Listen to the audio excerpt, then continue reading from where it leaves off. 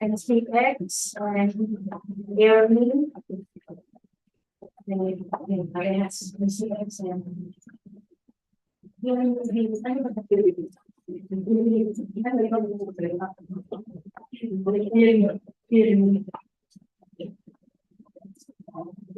Sino to?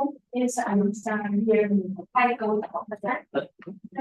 High code. High code. High code. Yan o. HIDON.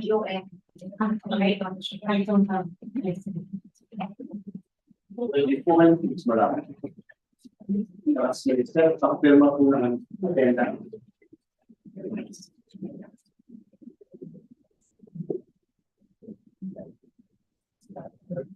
Please proceed with the previous conference.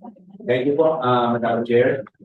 So, magandang umaga sa lahat. No? Ito po yung ating pre-bid conference para sa contract ID number 23GZ00045 with an estimated project cost of 94,980,000 for Lot 3, which is the prime mover with low bed trailer. And for Lot 16, prime mover with low bed trailer, 75 tons. And for contract ID number 23GZ00046, with an EPC of 111,360,000 for Lot 6 mobile shop truck. So ito po yung ating presentation for the outline presentation for this pre-bid conference. First is preparation of bids, ano po yung mga eligibility, legal and financial documents that we are going to provide the committee. Yung technical specifications din po and bidding forms as provided under the 5th edition of bidding documents of the GPPB. Format and signing of bids and the sealing and marking of bids. We will also discuss the procurement timeline and some of the reasons why bids are being rejected at nagiging ineligible for yung mga bidders. And the last session will be the question and answer session. So purpose po ng ating pre-bid conference is to clarify and address if meron po kayong mga questions or clarifications regarding sa mga requirements po namin. Since yung bidding documents ng procurement na ito ay nakapost na rin po sa website ng DPWH at saka sa website po ng PhilGems. To ensure also that you fully understand our requirements, lahat po ng aming eligibility, technical, and financial requirements. And if ever na mag-i-issue po kami ng supplemental or bid bulletin, meron na rin po kayong idea with regard to any amendment to the bidding documents. So be reminded that any statement made during this pre-bid conference will not modify the terms of the bidding documents unless they are specifically identified in writing as official addendum through a bid or supplemental bulletin na i-issue po namin. And kaya nga po we are encouraging you to clarify or ask questions regarding the requirements, technical specifications and other requirements po namin. And yung supplemental and bid bulletin will be posted sa DPWH website as well as sa PhilGems website. So for preparation of bids, you have to submit yung eligibility documents na PhilGems certificate for legal documents. Current and updated, tapos ano pa po siya, it should be a platinum membership, yung inyong PhilGems. And lahat po ng Class A documents under the said certificate, dapat po current and updated. Like yung inyo pong CV. So, si PhilJeps naglabas po ng resolution noong 2021 regarding po sa validity ng PhilJeps certificate. So, sabi po, kinakailangan lahat ng Class A documents under the PhilJeps certificate. Dapat po submit yung 3 pages. Doon sa last page, which is yung annex A, dapat daw po current and updated lahat yun. Otherwise, kung may nag-expire po ron, during submission of opinion of this, automatic po suspended yung validity ng yung PDFs kahit na current and updated siya. So make sure na lahat po ng attachment under Annex A and PDFs certificate nyo ay current and updated. So kung hindi po sa current and updated, ipa-update pa agad po sa PDFs para may-issuean kayo ng amended na PDF certificate. So yun po, in lieu of these documents, you are also required under the data sheet of the bidding documents to submit yung inyong registration certificate kung kayo ay SEC. Tapos kung sole proprietor naman po yung PDI, kung part kayo ng cooperative, dapat meron pong CBA or Cooperative Development Authority, mayor's permit, latest income and business tax return filed and paid through the EFPS or electronic filing payment system. And then yung audited financial statements. And during post-qualification, if ever kayo po yung bidder na maging lowest calculated bidder, you are required to submit yung notarized certification indicating the availability of the spare parts and after-sales service within the purchaser's country located within the National Capital Region, and shall include the name and address of the service facility. So during post-qual to ito, if ever kayo maging lowest calculated bidder. And take note that an actual inspection of the service facility, which shall be located within the National Capital Region, and should provide documentary evidence that the service facility is operational for at least 10 years before the bid submission deadline. And it shall be conducted prior to award of contract. During the post-qualification also, you are to submit the following documents. For items under the contract that bidder is a manufacturer, the bidder shall furnish the documentary evidence to demonstrate that it has manufactured goods of similar nature, complexity for at least 3 years before the bid submission deadline. And for items under the contract that the bidder is not a manufacturer, the bidder shall provide evidence to demonstrate that it has been duly authorized by the manufacturer or producer of the goods. So ito po yung manufacturer's authorization to supply these goods in the procuring entity's country. You are also to submit during the bid submission yung statement of all your ongoing government and private contracts, including contracts awarded but not yet started. Meron pong form doon. The form shall state the name of the contract, date of contract, contract duration, owner's name, address, kinds of good, and others. Please also take note that non-disclosure of your ongoing contracts, including contracts awarded but not yet started, coinciding with the contract, shall be a ground for your disqualification. So make sure na lagay mo po yung mga ongoing contracts. So ito po yung form for ongoing contracts. Just fill up all the required information na po nung columns, and then signed by your authorized representative. Then you are also required to submit a single largest completed contract for your completed contract, for your single largest completed contract. It should be for contract ID number 23GZ00045.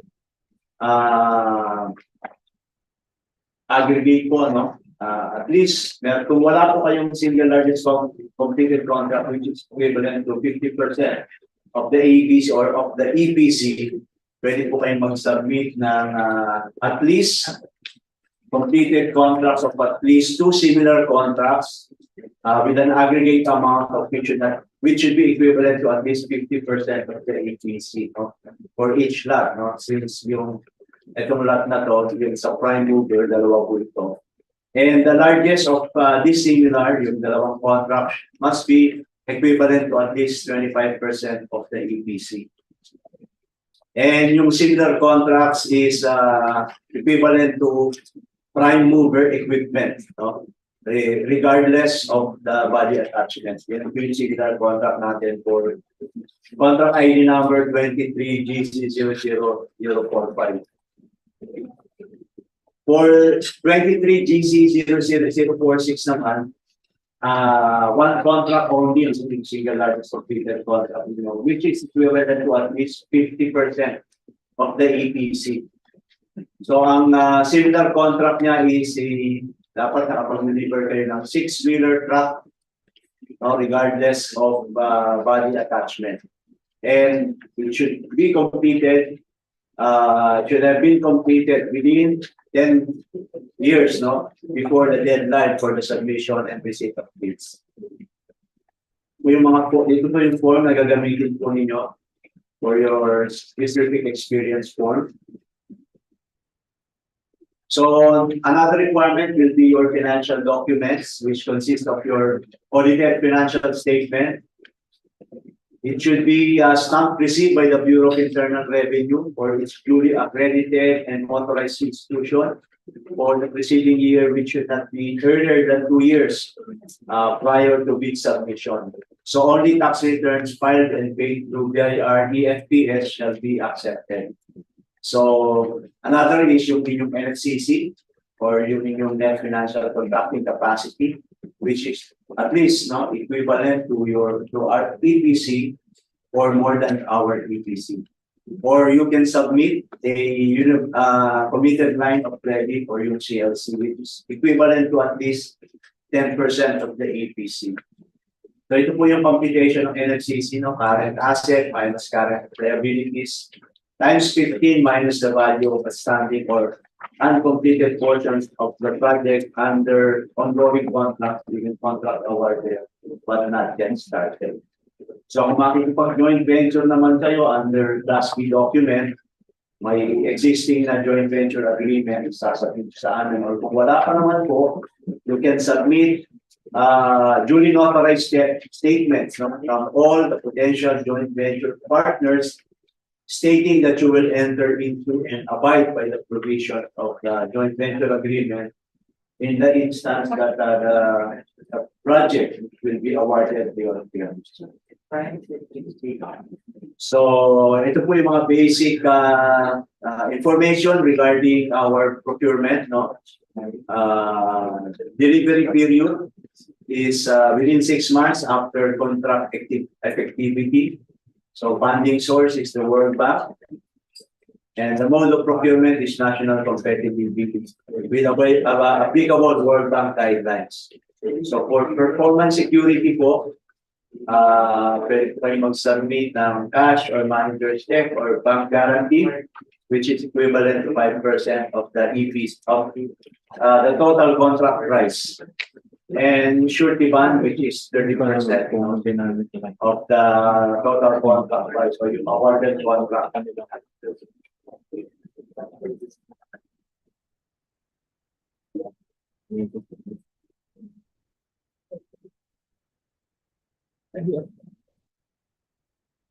So yung bid validity period is 120 calendar days from the bid submission deadline.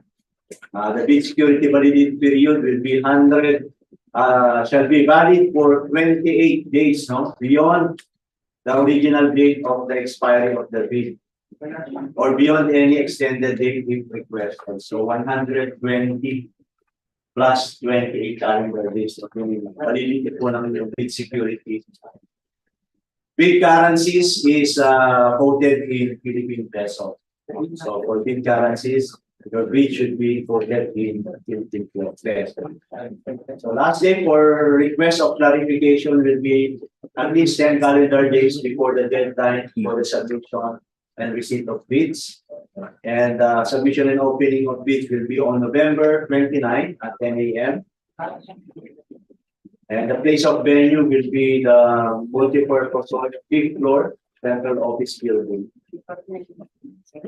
So ito po yung amount ng inyong bid security na i-submit.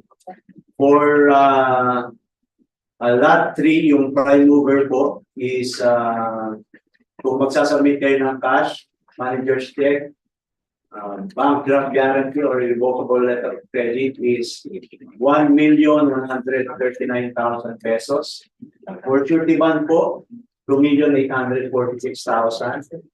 Sa prime mover naman po, with low bed trailer, inyong bid security for cash, cashiers manager's check is 761,200. And if surety bond ang isasubmit po ninyo, it will be 1,903,000 pesos.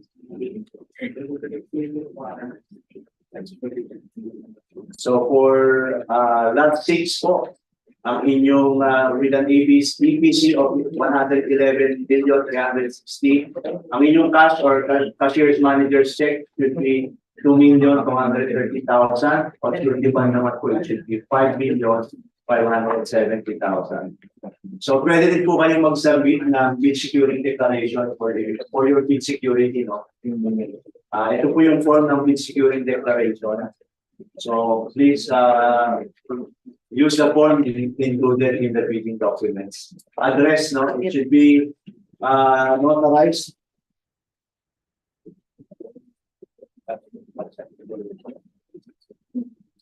So ito po yung bid security declaration form. Gamitin na lang po natin.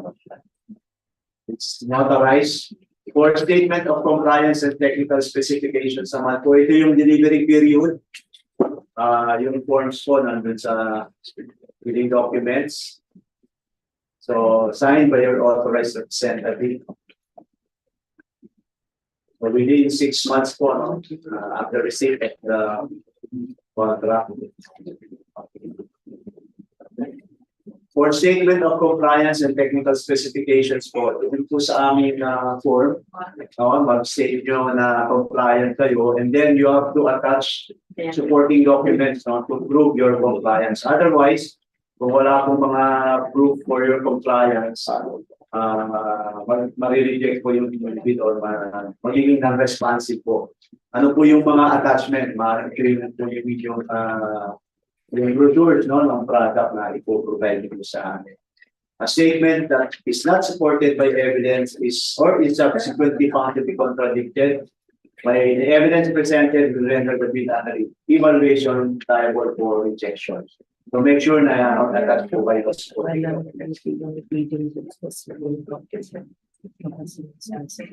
ito po yung form. So may specifications po kami nag-guide. And then sa statement of compliance, lagay nyo lang po ng comply. And then yung specifications na offer nyo po, lagay nyo sa bidder specification. Ito po yung locations, yung place of delivery, no, for prime mover. Ito po yung Los Baños, isang unit sa Los Baños, second DEO, isang unit sa Bulacan, third DEO, isang unit po sa Batangas, third DEO, and one unit for HPG compound sa Calamba, Laguna. Dalawang units po for mobile shop track, dalawang units sa Laguna, second DEO, dalawang units sa Bulacan 30 o dalawang units po sa Batangas 30 o dalawang units sa Mayapa HPG compound sa Calamba, Laguna. For prime mover with low bed trailer, isang unit po sa DPWHP Putan at saka isang unit sa PCG base Parola sa San Nicolas, Manila. So, with regard to incidental services po, the supplier is required to provide all of the following services. It including additional services as specified in the schedule of requirements. Ano po yun? Performance or supervision of on-site assembly, furnishing of tools required for assembly and or maintenance of the supplied goods, furnishing of a detailed operations and maintenance manual for each appropriate unit of the supplied goods, and performance or supervision of or maintenance and or repair of the supplied goods for a period of time agreed by the parties, provided that the service shall not relieve the supplier of any warranty obligations under the contract. Training of the procuring entities personnel at the supplier's plant and or on-site in assembly, startup of operation, maintenance, and or repair of the supplied goods, and the contract price for the goods shall include prices charged by the supplier for incidental services and shall not exceed the prevailing rates charged to other parties by the supplier for similar services. So upon delivery of the equipment to the place of destination, all units shall be supplied with fuel tanks in full tank capacity. Full tank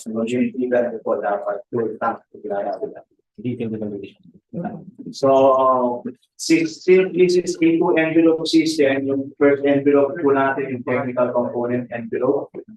Now, we will now discuss yung second envelope, which is yung financial component envelope. So, yung financial component envelope consists of the financial bid form. So, the price of goods quoted shall include custom duties and sales and other taxes. So, yung price na i-offer nyo po are fixed and not subject for any price escalation. And it should remain valid for at least 120 calendar days from the date of the opening of bids.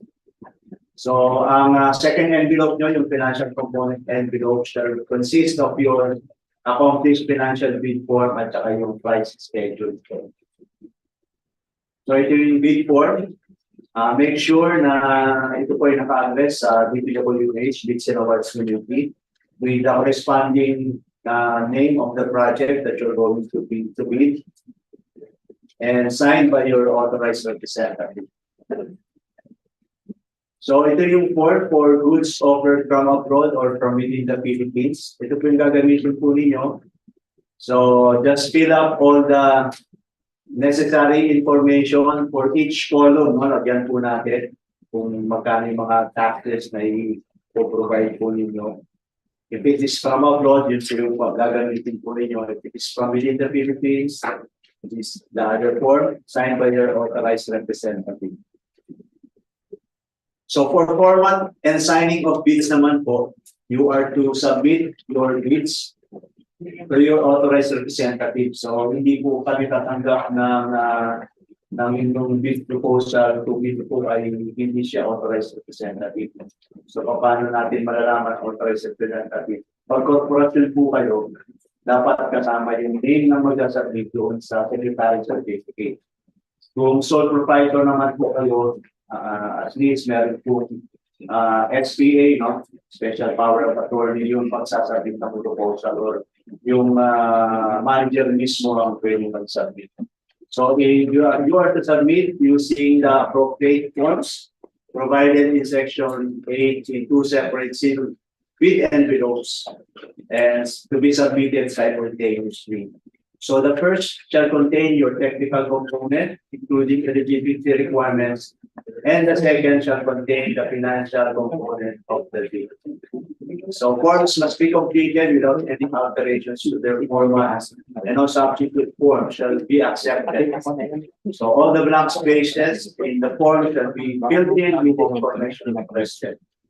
So we are requesting you to submit one original copy.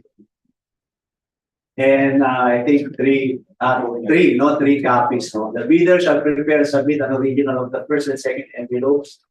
In the event of any discrepancy between the original and the copies, including your electronic file, magpiprevail po always will be the original.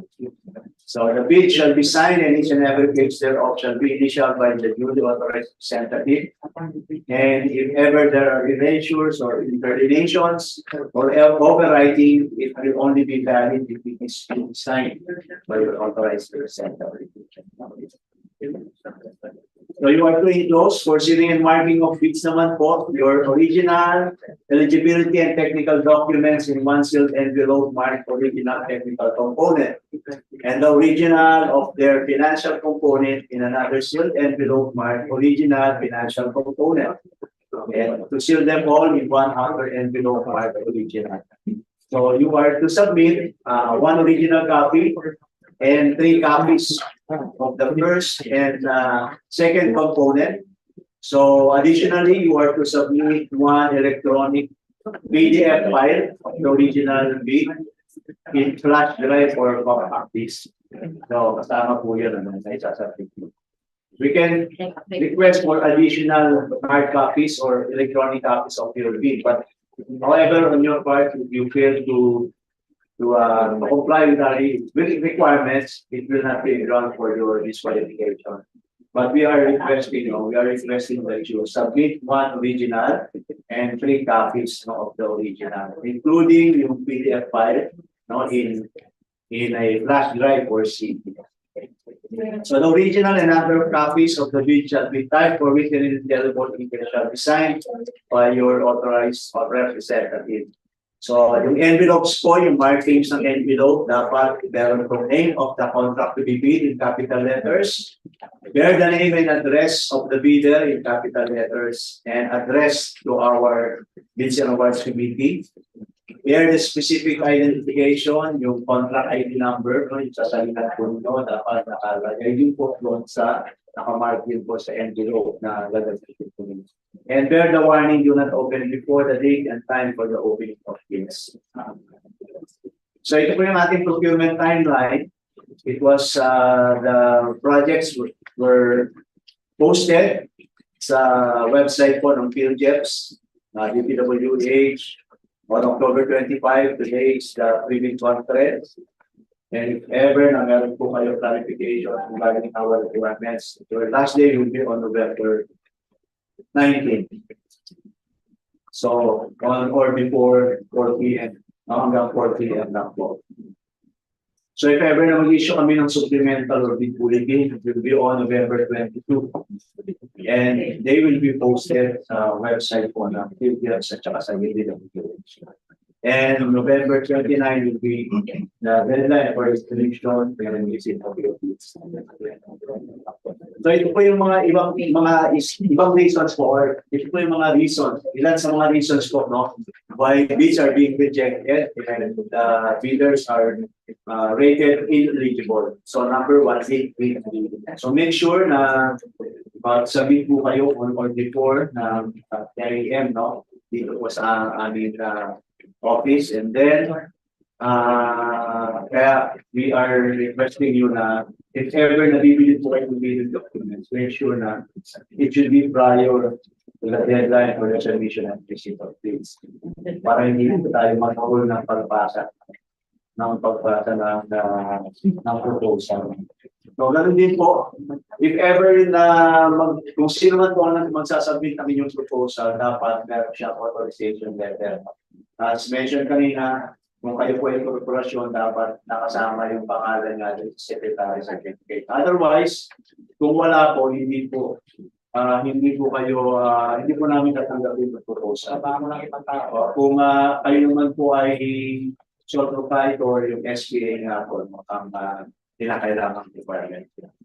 So failure to submit supporting documents to support compliance with the requirement. Doon sa statement of compliance for technical specification, you are required to submit documents, no, to support compliance to our requirements, no. Kasi yun po yung magpo-prove na nagko-comply kayo sa requirements namin, sa technical specification requirements namin. So maaaring ito po ay mga brochures, no, yung product or equipment na i-offer nyo po sa amin. For NFCC and credit line commitment, na less ng doon sa aming EPC, marireject po yung bid, no. So kung magtatamit kayo ng NFCC, it should be at least equal or more than our estimated project cost. Yung credit line commitment naman po, it should be at least 10%, no, of the EPC. Kung magsasubmit kayo ng surety bond nasa form of your bid security, dapat po naka-inscribe doon sa bond that is forever upon demand and valid for 120 calendar days. Short-term bid validity and bid security validity period. So it should be for bid security and validity period, it is as mentioned kanina, it is 120 plus 28 calendar days. So if you have clarification, ito po yung mga email addresses na pwede niyo pong padalhan ng mga clarifications po nito. Address to our back persons, si ASEC Maripala Box, and then yung back secretariat po, and TWG and the implementing office, yung BSPNC UPO po. So, pagkunan na lang po para if ever na may mag-send kayo ng mga clarifications.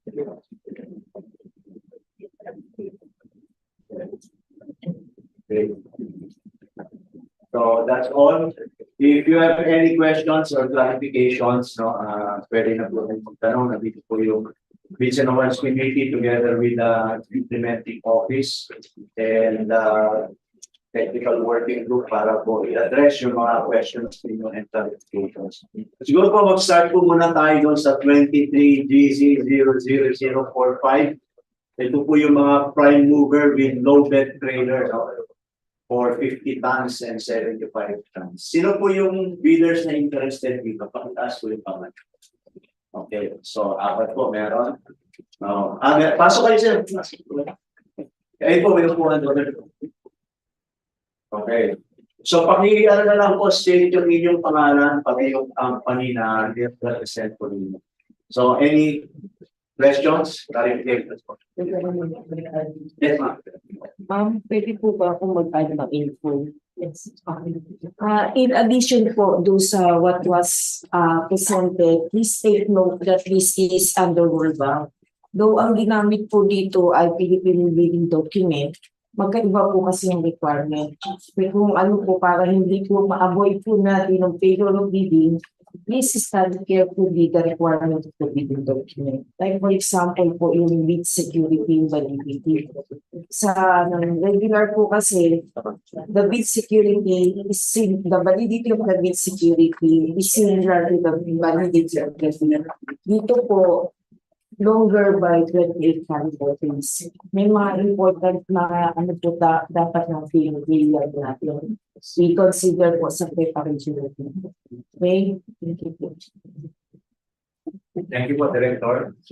So, if you have any questions or clarification, yes, Director. Yung lang natin, yan yung validity period ng bid security. Up to what date, para alam kanila, hindi na silang maligaw ng mga. Kasi marami important na wala sa ano eh. Oo, up to what date dapat para fix na. Yung bid security. Focus na nila. Hindi makapalisok sa OP is 29. And 120, like 28, para hindi na sila maligaw.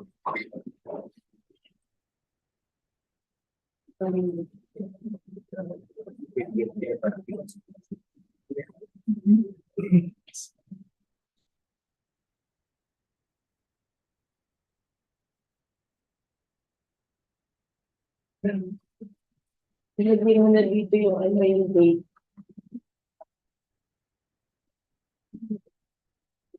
Pero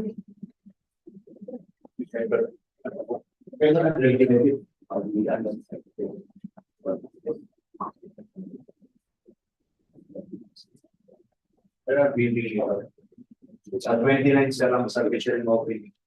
tapos 29 plus 114 calendar days dito. Am I correct? Yes, sir. 148 calendar days from November. Date submission, sir. Date opening. Read opening. Okay.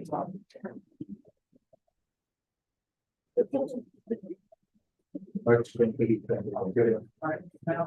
March 20. No 120. Yes. No 120. Mas Pwede naman sobrahan nila. That's nothing wrong. Ito, di ba? Para mas safe talaga, sobrahan nyo na lang. huwag na po kumulang, sir. Huwag lang kumulang. Para hindi na malito yung mga nandito na prospective bidders.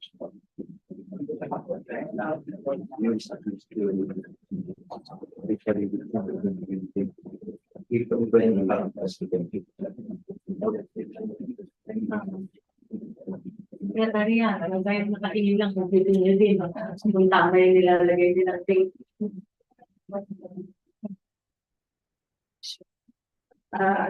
Pwede na silang mag-bid at sa hindi dalawang lahat yung isang lahat lang. Pero yung sa bid security, dapat po Magkaiba. dalawa go, ano po, collective. Kaya hindi po yung requirement ng NFCC. Ng collective. Separate yung pag mag-bid kayo ng dalawang alliance, dalawa rin ang submit yung with security din at saka yung Pwede po isa lang, pero doble yung price. Tama. Tapos hindi po sa NFCC, kung ang preparable po dalawang lots, addition po ng requirement ang isa.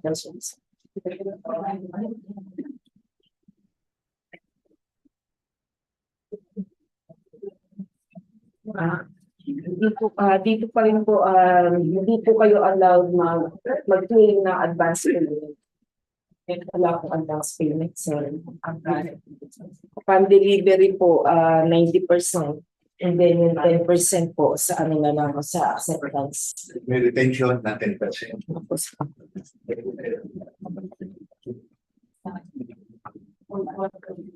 Galing sa World Bank kasi si Director Maripich. Hindi so, kasi baka mag-payload na lang. Natatakot din kami na mag-failure nito bidding sama yung chairman sa si Director Maripich. Kasi failure na ito, totally different. Baka mauna tayo ng kwantitatigwa. Okay na po, sir. Question. Any questions for contract ID 23GC0045? Please state your name, sir, and the company or firm you represent. Good morning, everyone. My name is Alfonso. I'm representing Kinawato Studios. Just initial clarification, sir.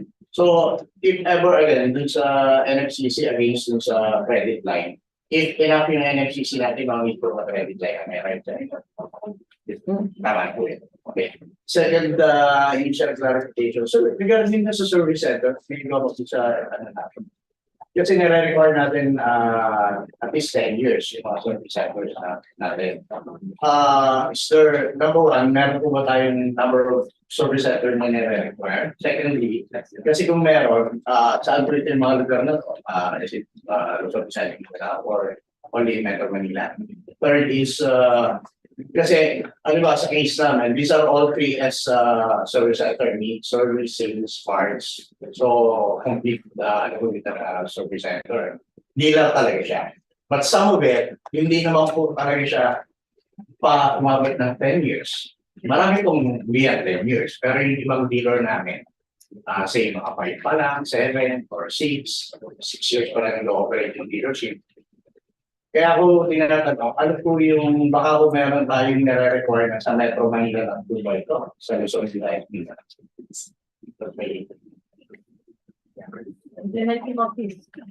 Yes, sir.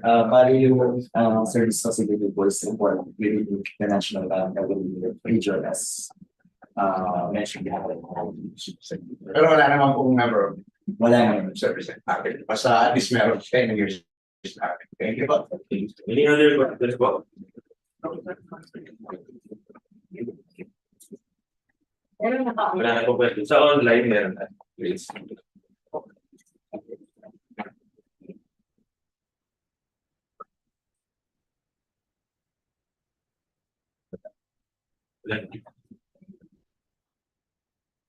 Wala na po questions for contract ID 45? Well, that concludes the question and answer portion for contract ID 23GC000045. Credit conference for contract ID number 23BC 00045 is hereby terminated. Let's proceed with the question and answer of contract ID number 23BC 00034. So, any questions po for not since you are the mobile camera? I-erase na lang po yung hand and need your name and firm that you represent. Wala po. Dapat wala. Wala na po tayong questions for the second contact. Mention na lang na may number of days na pwede sila mag-email yung schedule.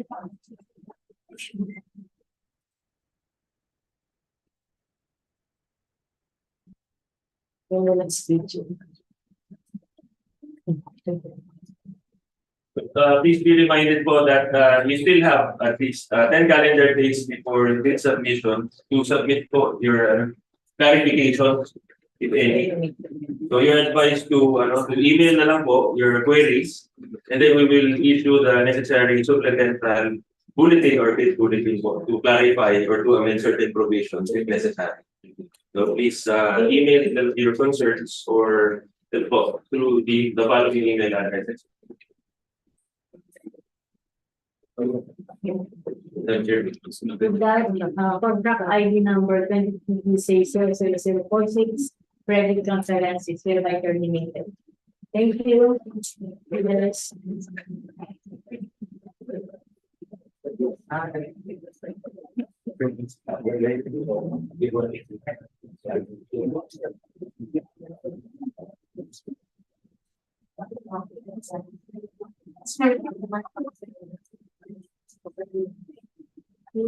Get put.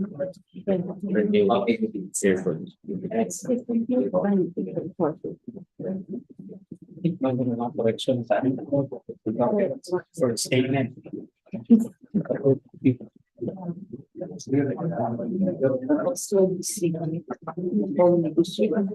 Dali-dali lang kaso. Lahat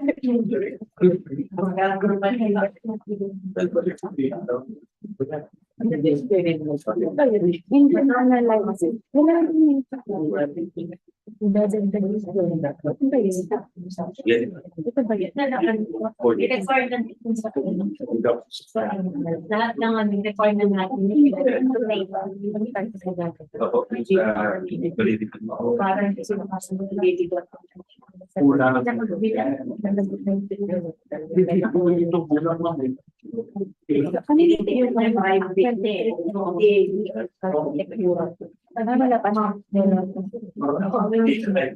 Wala security based on the agency. Dapat ilagay yung ganun.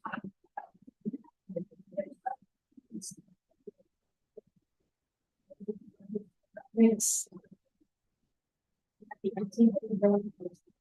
Procurement confidence.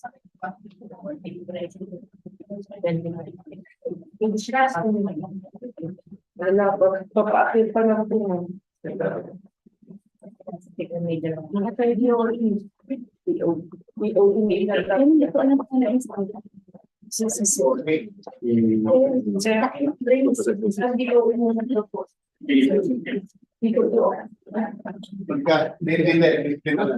kasi